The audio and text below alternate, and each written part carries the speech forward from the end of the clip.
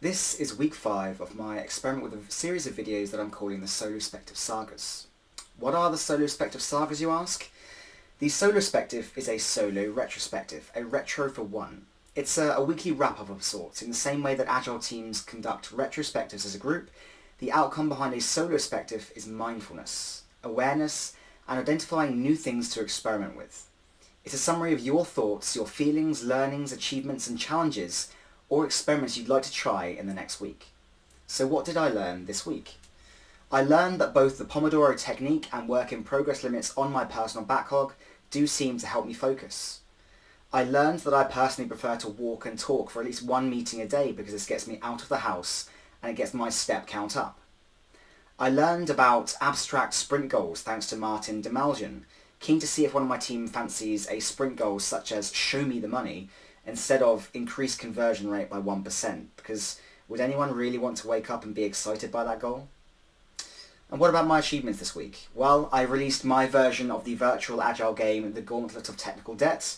A video of this is available in the Agile Game of the Week playlist on YouTube. I met with Howard Sublett, the co-CEO of the Scrum Alliance, and had a great conversation with him about certification. Learned a lot of things about the Scrum Alliance that I wasn't aware of, including the fact that they are a not-for-profit that invests over $5 million a year in various initiatives. I also podcasted with Jack Hughes, including topics such as dehumanization in the workplace, Agile certifications, and the Agile Manifesto. Catch his video and the recording of that interview on his Everyday Agile YouTube channel. And lastly, I progressed with a concept I've been experimenting with called the Agile Arcade. That's an interactive virtual Agile gaming experience which we trialled at the Visual Agilists event meetup on the 22nd of October. What about my challenges this week? Well, I'm feeling a little bit tired after burning the candle at both ends over my birthday weekend. I opened up about my mental health on LinkedIn, and whilst podcasting, it was World Mental Health Day on the 10th of October, which happened to be my birthday, so I opened up about that, and it was difficult being that vulnerable and opening up about something that, although is becoming less stigmatized, is still something that people are a bit wary about. And I've also not facilitated a face-to-face workshop in several months now, and actually I miss it a little bit, even though I am the virtual Agile coach.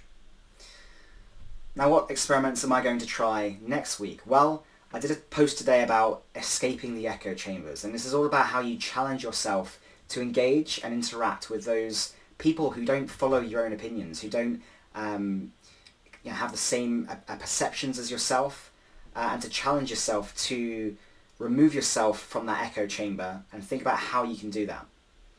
I plan to finish and release 2 infographics I've been producing to help fellow Agile coaches with their Agile competency and their learning paths. It's something that I think is quite important. When I began working as an Agile coach, it was difficult to find access to those resources. I'm hoping that this will be helpful for others. And lastly, I didn't get around to setting up my podcasting account, though I did think a little bit about some themed content for seasons 1 and 2, so I plan to set that up. And obviously let me know if you'd like to be involved in any of my podcasts. On that note, keen to hear how anyone else's retrospectives are going, their solospectives, so do share and don't stop believing, folks.